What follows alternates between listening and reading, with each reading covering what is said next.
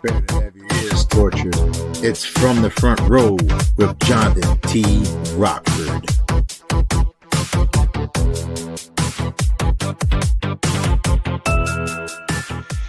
No, it's just the weirdest thing, though. You know, you do everything you can do. You go out there, do your match, you fight your ass off. Period. That's all it is, Flip. Well, you know, it's like, who knows what can happen. It's just part of life, Flip. Just a part of life. What's up, folks? It's me, Johnathan T. Rokford, here with another edition of From the Front Row. And the revolution was televised, folks. And we watched it with great glee. But the game changer match, folks. Woo! You know, when Fat Thomas dropped the title, we thought it would take a whole week to pick one new champion out of everybody in WPA, but it only lasted one night from that battle royal, and that was Wolf Knight, who picked up the win, outlasting a whole league. Now, I don't know who gave him this advice, but he decided he was going to have a fatal four-way to decide who would try to beat him. And he selected Johnny Rocco, the Beast, and Draven, the Sledgehammer. And Johnny Rocco and the Beast just teamed up on him and Draven, knocking him out of the competition. And it came down to those two. And it was finally put to rest when the Beast finally was able to subdue Johnny Rocco long enough to pick up the win and become new Game Changer champion. Now, he did select his next opponent, and it was the Tezzeret. Now, Tezzeret was just minding his own business, folks. I don't really think he meant any harm. But as the Beast and Johnny Rocco were, I guess, celebrating backstage over a good Game Changer match, there was a strong disturbance in the force, which the Beast would go investigate and find out that Tezzeret knocked over a couple of his Beastwisers. Talk about alcohol abuse. That's when the fight started. And they're still fighting, folks, as of this recording. Yeah, I know, we're too much of perfectionists. Now, of course, there was one Bruno match, and we don't talk about it. And we did have to have the Emperor on commentary again, folks. It's like I think people are scared to face the Emperor or something. I don't know. It's not like his matches are rigged or something. But in our first match that actually happened, we had Draven going up against the Kingpin JP DiMaggio, and he was able to defeat the Kingpin and dispatch of him. Bye-bye, bitch. And a very close match.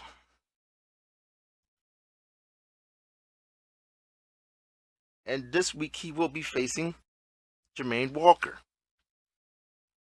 No titles in hand. Just a good old-fashioned rivalry that will never, ever end. Even when they're not facing each other. Now, our next match saw Brasso taking on Crusher LB. And Crusher LB came out with the win. Keep that in mind, folks. Let the count begin.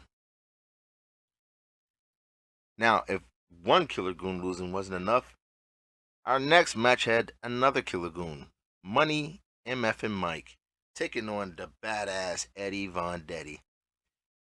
And Badass is he's on a mission, folks. He's trying to get back to that top so he can get some gold around his waist. And he beat Mike.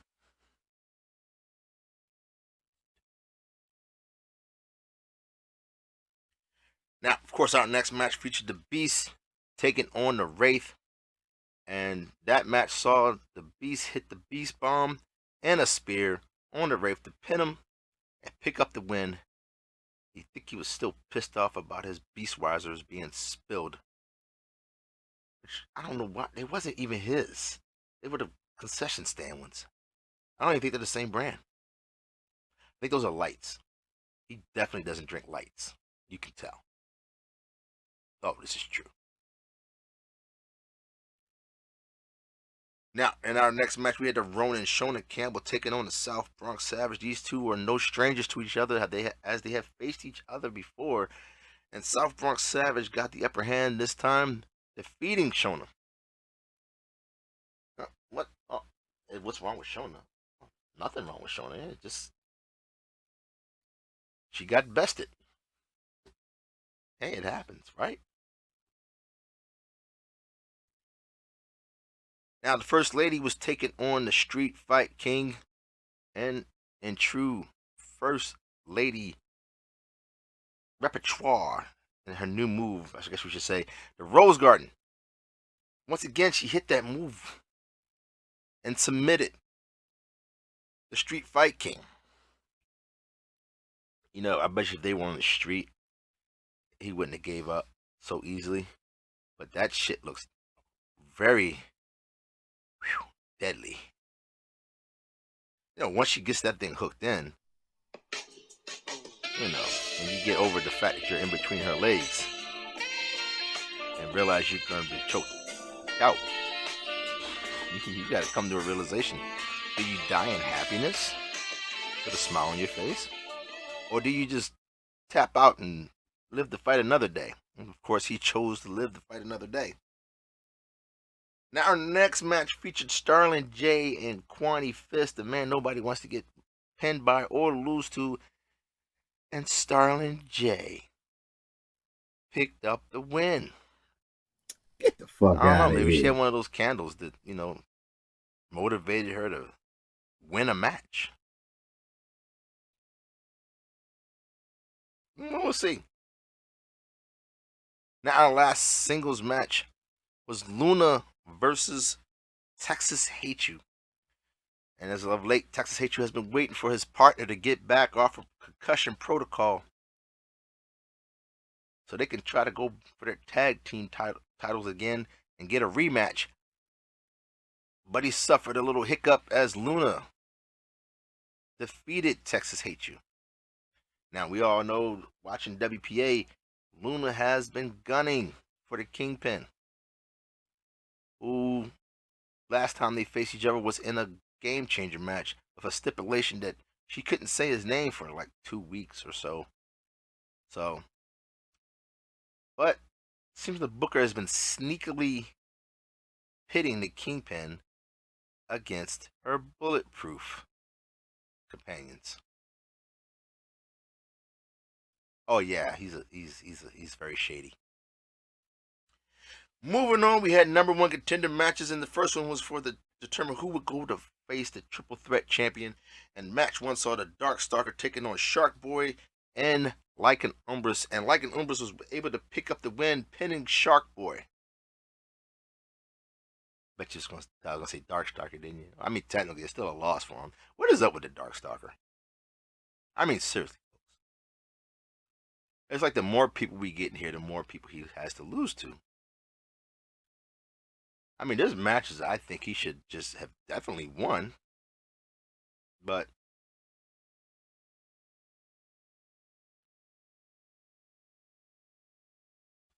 maybe he needs to get on his knees and pray to God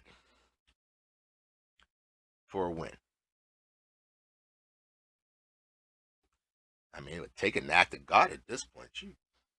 Now, match two saw Polish Power taking on Luscious Lucius and El Gordo and Mascarado.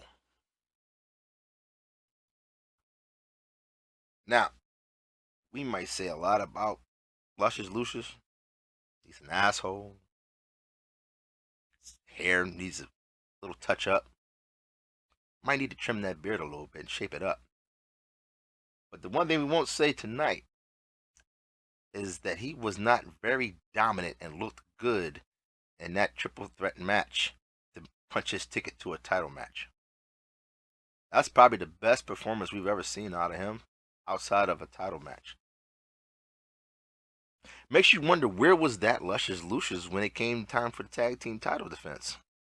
Pretty sure Money would have liked to have this Luscious Lucius when they defended the tag team titles and lost them. Oh, if this Luscious Lucius had been there, they'd still be tag team champs. Now, our next number one contender match was determined who would go to face the TV champ, and it was Mac Blakely facing the Blueprint, Jackson Aries. And Jackson must have been sniffing from the stench of failure candle as he lost to Mac Blakely. You know, it's always funny for some people who whine and cry about getting contender matches and title shots, and then they get an opportunity and they fail. But no, failure is not, that's not a strong word. They failed. You don't succeed, you fail. You only have two options. But there is no try. There's do or there's do not. There is no try. In tag team action, the tag team champions were in action as Big Mel and the sponsored athlete Jayla Masters took on Queen Siren and Tezzeret. And folks,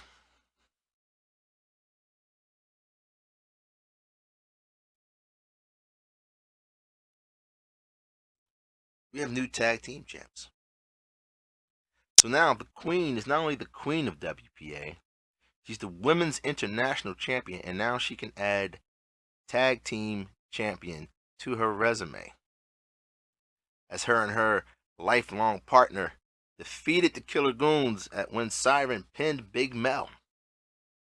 At this point, I think Jay's probably getting a little tired of losing belts like that. I mean, it was out of his control. I mean, he I think the next time I see him and I see Jermaine's name on the same line, that should probably be a title match. I mean, he's got to put in some work. Go up them rankings a little bit. Or just keep calling him out. You know, eventually he'll fall. He'll crumble. He'll go to it. I mean, he has a pretty good record against Jermaine Walker in regular matches. I mean, they had that one title match, but it was like a fatal 4-way. Yeah, I like to see Jayla Masters and Jermaine Walker 1-on-1, or Jayla Masters and whoever happens to be the world champ, but especially Jermaine Walker in a title match, just to see what would happen. I think we'll get it one day. Now, in the Trios Championship, it was Money, Red Death, and Hakeo Jason Shepard taking on the Super Champion King, the Idol Steve Sampson, and Martel the Carpenter. And the champs made a stunning comeback after being beaten down when Hakeo pinned the Super Champion King to help his team retain the titles. Now, I'm pretty sure they'll get some other opportunities for titles, and probably have another defense by WrestleMania, or they may be defending their titles at WrestleMania. We'll see. In our Triple Threat Championship, it was Shepard Bane taking on Casper 2779, Katzen Corey, and Donnie Boy.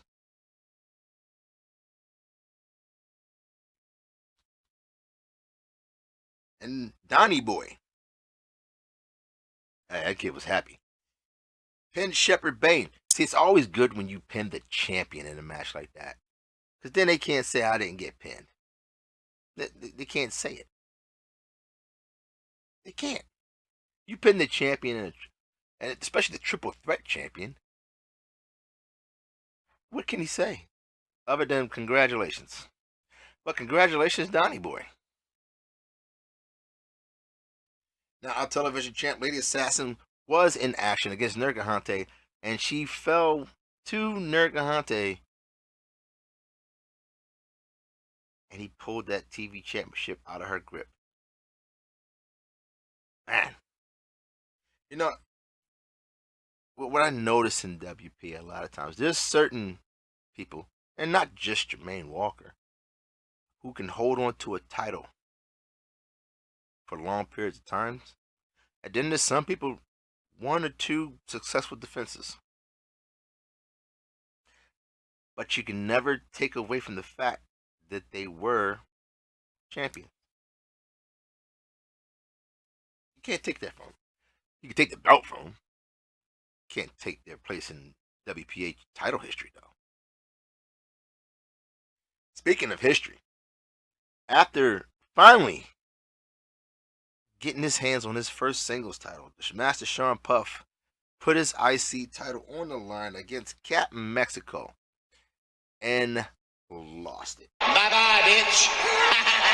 Now, he's got a new goal. Try to get another title. I mean, he did it once, he could do it again, right? Right? Right?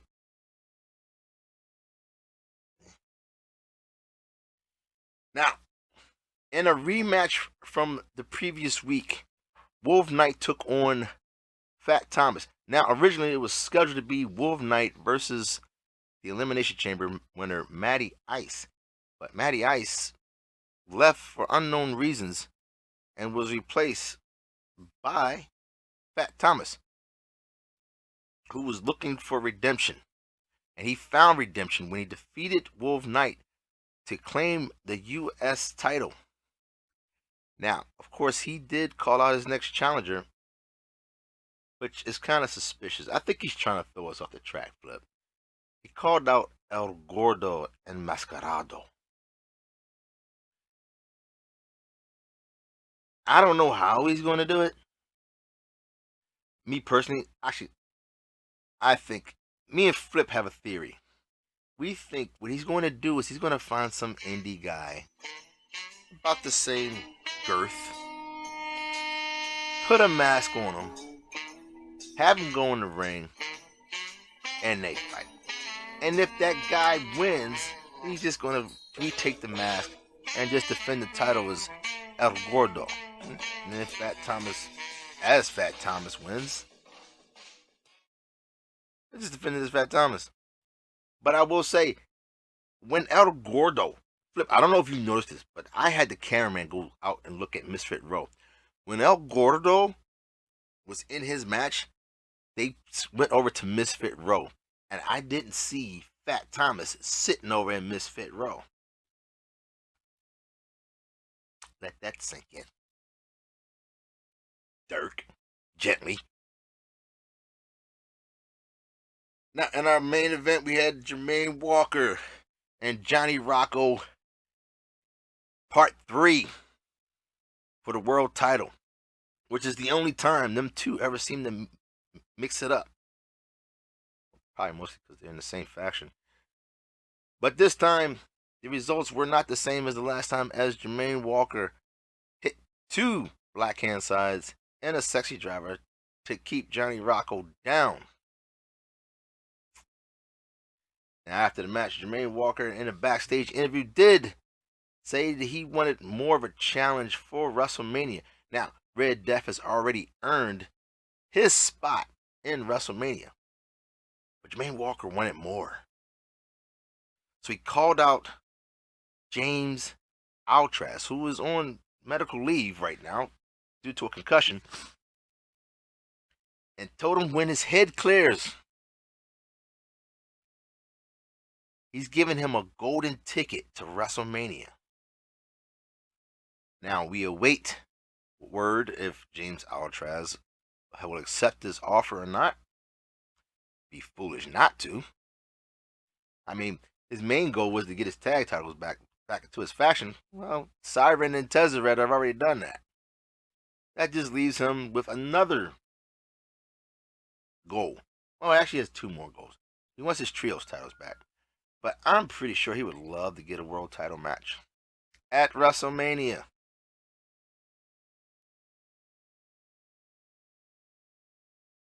Women's History Month, folks.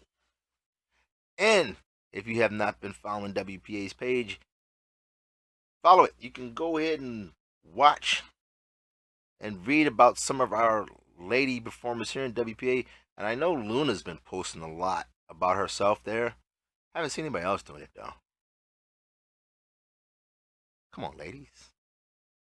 Tell us a little bit about yourself. You know what? Yeah, I know. The sandwich thing, he don't need another sandwich. Seriously, no. No. No. Stay off the sandwiches. You look like you've already had enough sandwiches. But speaking of Women's History Month, shout out to the first lady of WPA, Lady Assassin, who is officially and always will be officially the first woman here in WPA. Not people that act like a lady, an actual lady. That's all I got, folks. Stay tuned for Philip as he honors you with his voice and gives you his pick of the week. His top 10 was pretty nice this from last month. Yeah, I know. We've all been just kind of getting things out late. There's a lot to digest here in WPA, folks. But until then, folks, stay safe. Make sure you hug your loved ones. Pick up the phone, call that friend, tell them how you feel. Listen to them. They might need to hear your voice. Might help them. And don't drink and drive. I'm Johnathan T. Rokford. You know, Flip. Maybe we should get some candles. Not the candles. The blueprint was just obviously that just smelled of failure. But I don't know. A little eucalyptus, maybe relaxers, What? Flip, that's not a candle. No, that's not a candle. You will get arrested.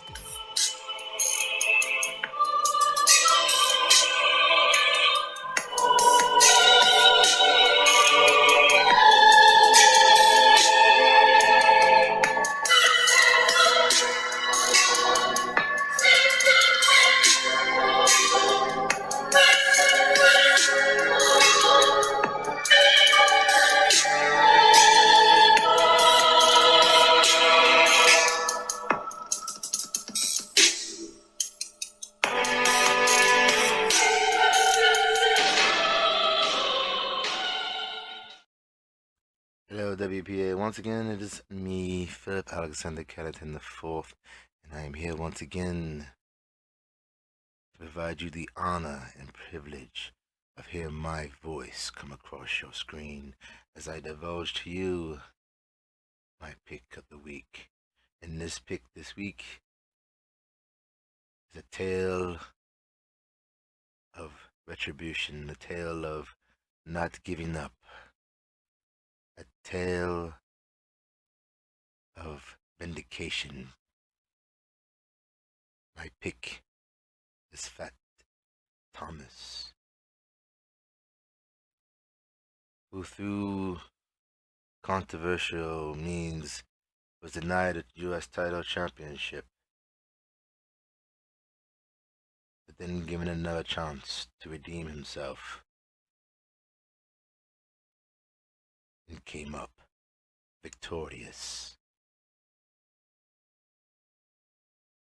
Now, Fat Thomas is a pioneer in prediction league sports. Multi-time world champ, tag team champ, game changer champion, so forth, so forth. As he adds to his accolades, I believe he only has one title to go for to become a Grand Slam champion, much like Big Mel. You see, here in WPA, goals are important. You set your goals, and then you go out and you set out to achieve them. Now, no mark on the previous champion, Wolf Knight. You are an excellent champion, and you shall be champion again someday. But upon last week, you were bested.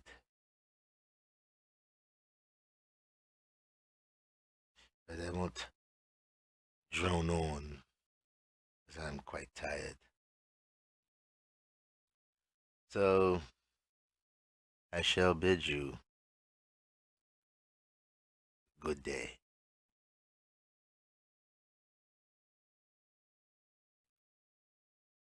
I said, good day.